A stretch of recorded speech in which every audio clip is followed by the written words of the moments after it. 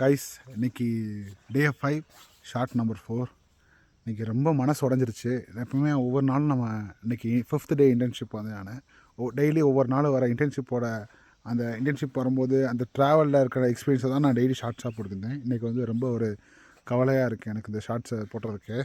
இன்றைக்கி ஒரு அதாவது கோடை ஃபோன் வெளியே வரும்போது ஒரு பையன் ஒருத்தன் வண்டியை மடித்து ஆனால் லிஃப்ட் கொடுங்கண்ணா. சரி ஓகே அப்படின்ட்டு ஏரியா கொண்டு எங்கே தம்பி போகணுன்னா, ஆனால் மதுரை போகணும்னா கொஞ்சம் பார்த்து இறக்கி கொடுக்கணும். என்ன தம்பி சொல்கிறேன், கையில் காசு இல்லையான்னு கேட்டேன்.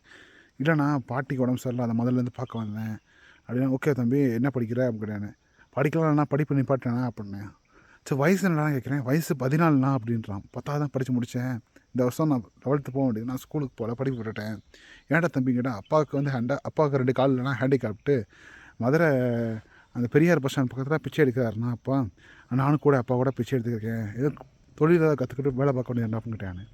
அதுக்கு அவன் சொன்னது, எனக்கு வேலைலாம் எதுவும் தெரியாதுண்ணா, எனக்கு வேலைலாம் எதுவும் தெரியாது, சும்மா நான் வந்து அப்பாவுக்கு துணையாக வந்து கூட வந்து பிச்சை எடுக்கிறேன் அப்படின்னு சொல்லியிருந்தான்.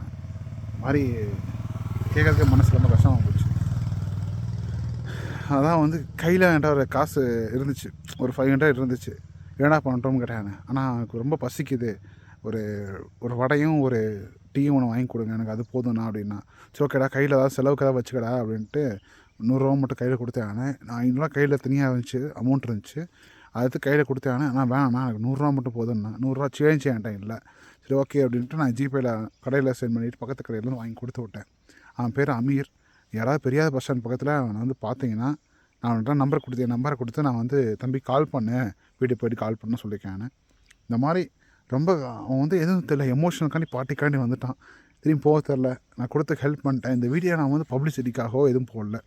என்னோட இன்றைக்கி நான் அனுபவித்த ஒரு வழி. அப்போ பாவமே ஒரு பையன் வந்து 10வது படிச்சுட்டு +1 போக முடியாமல் வழி போட்டுட்டானே அப்படின்ற ஏக்கம் தான். ரொம்ப வழி கஷ்டமாகிடுச்சு. என்ன தம்பி சொல்கிறேன் அப்படின்னு சொல்லிட்டு, ஸோ ஓகே நான் பார்த்து ஊருக்கு போ அப்படின்னு சொன்னேன். அவன் பார்த்த பார்வை ரொம்ப தேங்க்ஸ்ண்ணா, வண்டி சூப்பராக ஓட்டுறீங்கன்னு சொன்னான்.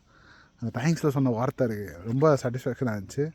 இன்னும் நிறைய பேர் எனக்கு சப்ஸ்கிரைபர் இந்த மாதிரி நிறையா ஹெல்ப் பண்ணுவீங்கன்னு நினைக்கிறேன்.